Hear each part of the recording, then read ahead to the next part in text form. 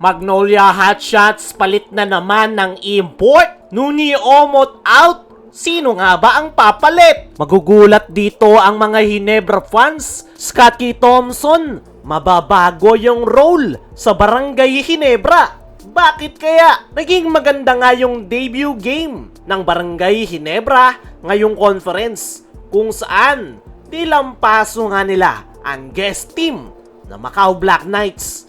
Napakaganda ng ipinakitang performance ng Hinebra sa laro na yan. Kaya naman, mayroong isang player, si Coach Tim Cone, na mag-a-adjust at magbabago ang role sa kanilang rotation. At yan ay walang iba kundi ay itong si Scotty Thompson.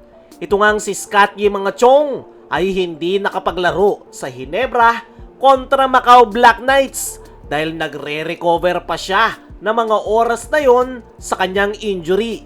Ayon sa mga reports, ay nag-undergo ng surgery sa siko itong si Scotty na naging dahilan kung bakit hindi siya nakapaglaro. Ang magandang balita, magbabalik in action na si Scotty sa susunod na laro ng Hinebra kontra NLEX Road Warriors. Pero eto na yung twist dahil mukhang magbabago na yung role ni Scotty para sa Barangay Hinebra. Alam naman nating lahat mga chong na simula nang mawala si LA Tenorio, actually kahit nasa kanila pa noon si LA, ay si Scotty na yung nagtitimon ng kanilang opensa. Kumbaga, siya yung pumalit sa role ni Tenorio bilang main point guard. Pero iba na yung sitwasyon ngayon dahil sa ganda ng pinakita ni RJ Abarrientos sa pagtitimon ng kanilang triangle offense, ay mukhang si RJ na yung magiging main point guard ni Coach Tim Cone. So, ano yung magiging role ni Scotty? Simple lang, ibabalik siya sa kanyang original identity, which is yung kanyang pagiging hustle player.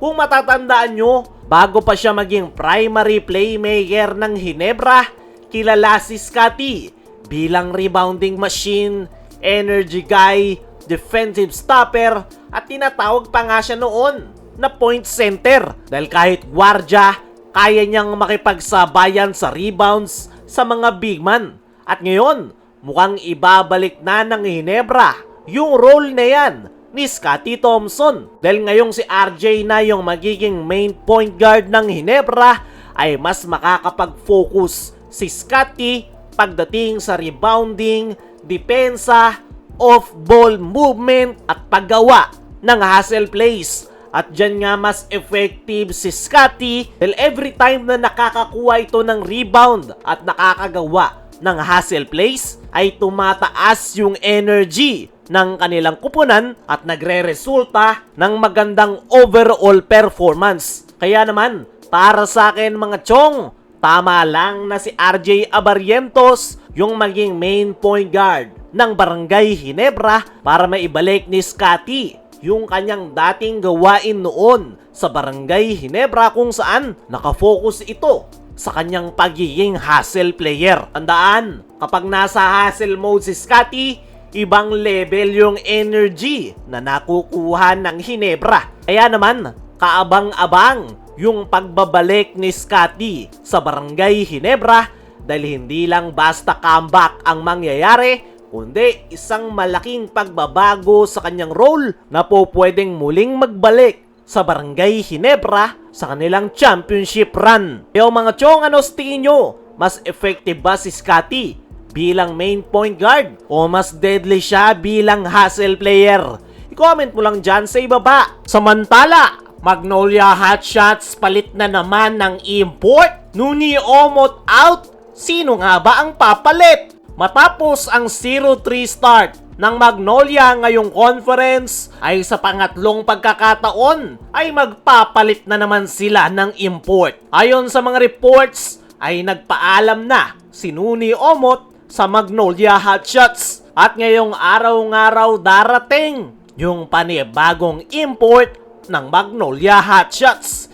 Hindi pa nga pinangalanan kung sino yung magiging bagong import ng Magnolia. Pero para sa akin mga chong, wala sa import Yung kanilang problema, wala rin kay LA Tenorio kundi nasa local players ng Magnolia Hotshots. Siguro nag-a-adjust pa sila dahil maraming nabago sa kanilang lineup at the same time nag-a-adjust din sila sa sistema ni LA Tenorio. Pero kung ako ang tatanungin mga chong, kahit ilang imports pa yung ipalit ng Magnolia, hindi masusolusyonan yung kanilang problema dahil yung problema nila ay yung kanilang local players.